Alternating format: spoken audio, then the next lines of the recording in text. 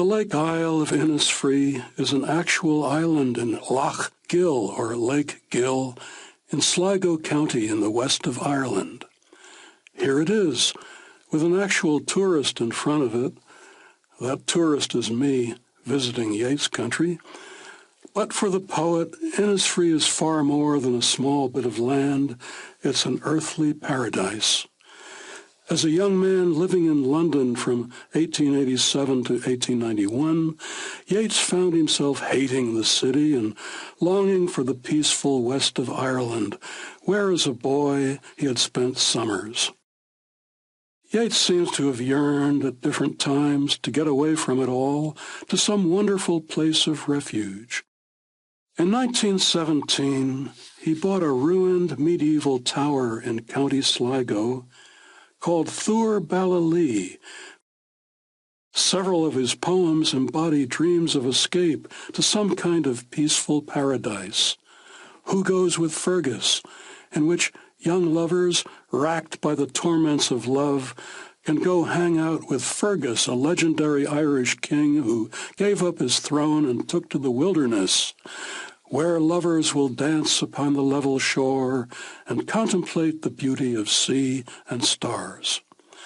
In a much later poem, Sailing to Byzantium, written in 1927, the aging poet decides that the real world is no country for old men.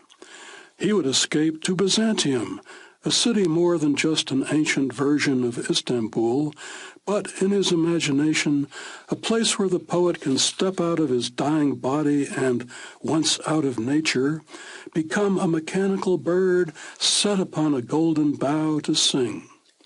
I don't believe Yeats actually wished to be made out of clockwork, but while he was suffering from arthritis pains, immortality without the annoying flesh must have seemed tempting.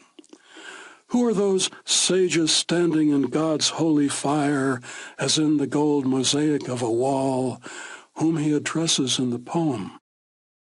Apparently these are saints depicted in mosaics, pictures made of hundreds of colored stones, some of which pictures to this day adorn the walls of the Byzantine Cathedral of St. Sophia in Istanbul.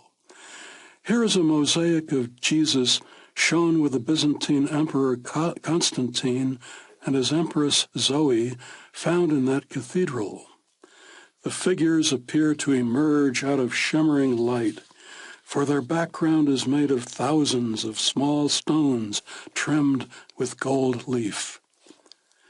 Here is a different mosaic, portraying the Byzantine Emperor Justinian. In it, you can see at closer range the way the mosaic artist fitted stones together into an image. These, then, are figures removed from nature and rendered into works of art. It is these sages that Yeats, in Sailing to Byzantium, calls on to be the singing masters of his soul, that is, to teach him how to write splendid poetry. The theme of escape to a self-willed paradise is only one of several themes in Yeats's work that recur again and again. We can sort them out very roughly like this. As a young man, Yeats acquired a fascination with traditional Irish tales of fairies, of magic, of legendary heroes and heroines. In 1889, he edited a collection of them, fairy and folk tales of the Irish peasantry, and many of the characters in these stories, such as King Fergus, found their way into his early poems. See, for only one example, a wonderful ballad called The Song of Wandering Angus in the Poems of W.B. Yeats, the Standard Collected Edition.